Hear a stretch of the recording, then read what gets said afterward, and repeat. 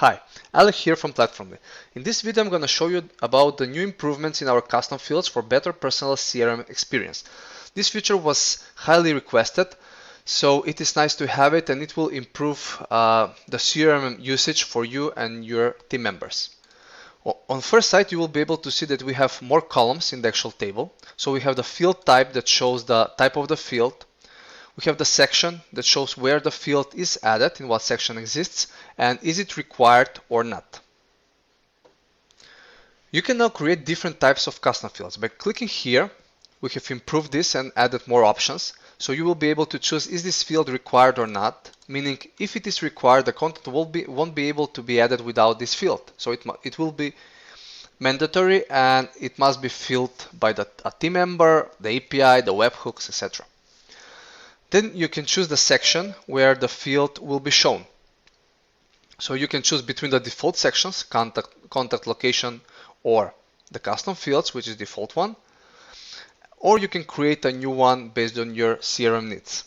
And at the end, you will be able to choose what is the type of the field. By clicking here, you will be able to see all the types. So we have covered all the basic types that are needed for one CRM.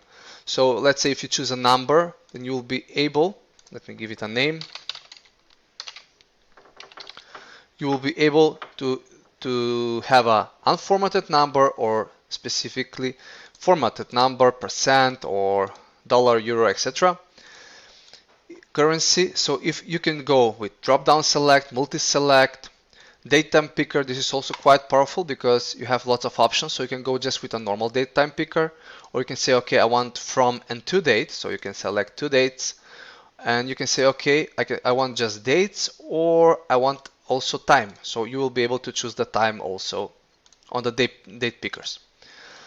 So after that, we have the radio, the checkbox, and etc. Also the platform user, where you will be able to assign a specific contact to your team member. So as you can see, the custom fields are now fully customizable. So the possibilities are almost endless to create a CRM as you wish for you or your sales team, real estate team, etc. And to create the sections they need. If we quickly analyze here, we will be able to see I have created some custom fields for this video. So we have offer address, amount, some package, chosen package, which is select and multi-select. I have covered lots of them. And if we go quickly in the CRM and refresh, we will be able to see here all the fields. So let's say, for example, as you can see, in the location, I have added a field new address. So it's an office. So you have address, address to, you can add additional fields here. In this case, it was office address. Then we have a new section that was added, customer offer. So it's here.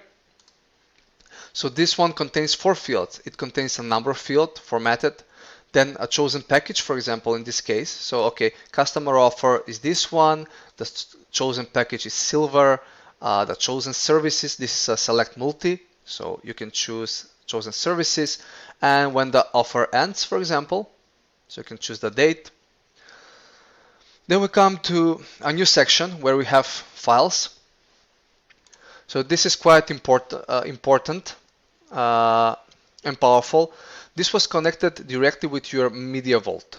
So when you click here or your team member clicks, it will launch a model where you will be able to choose specific file, image or PDF and upload it into the system.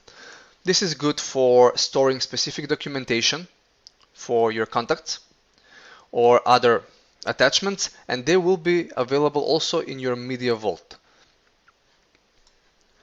And as we go down, we will be able to see, for example, the section custom fields where we have from to date. So in this case, follow up between 2 dates. Then we have proof of residence. Okay, let's say, for example, we have uploaded proof of residence, some kind of image, and we say, okay, it was an ID.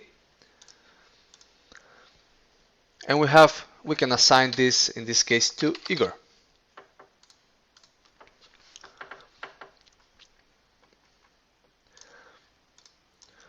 So as you can see, the options can be added anywhere in the sections, or new sections can be created.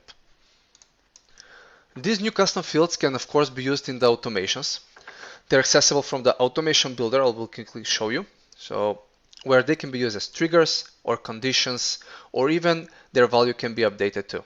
So let's say, for example, if we go here and choose specific trigger field update, and we choose a field select. So let me choose. So in this case, let's get the chosen package. Okay. So we can choose, let's say the trigger can be a chosen package, premium, diamond, etc. So we can add then a fork and use it as a condition. So if field value of the chosen package is diamond.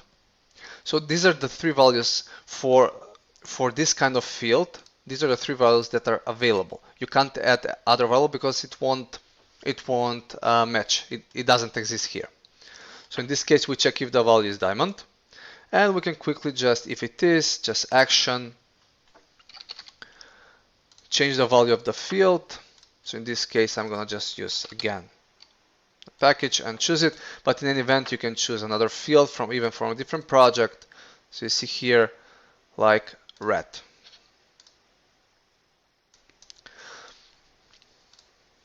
This gives you a full flexibility in the automations builder. So you can update the fields, check them, and trigger based on them. And also we go even further, and we have implemented the custom fields in our webhooks. So here. And we have also implemented in our API. In the webhooks, once you choose a specific project that has custom fields, you will be able to see them here. And with every custom field, you have a specific instructions what kind of values are available. So let's say you remember the chosen package. Here, allowed single value. So it's silver, premium, or diamond. It can be 2, it can be 3. It's only one.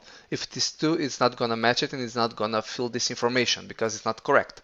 If it is a multiple value, then you can add 1, in this case, let's say automations, or you can add 2 automations, then comma, then emails. If the values exist in the fields, they will be updated. If the value that is provided from the webhook doesn't exist in the field won't be updated because the value doesn't exist when it was created. That's quite important to understand. Regarding the API, it's a similar process. So if we go add a contact, here is the description of what kind of fields are available based on the type and what kind of information we accept in the API. Thanks for watching the video, and I hope this feature will be useful for you and your team members.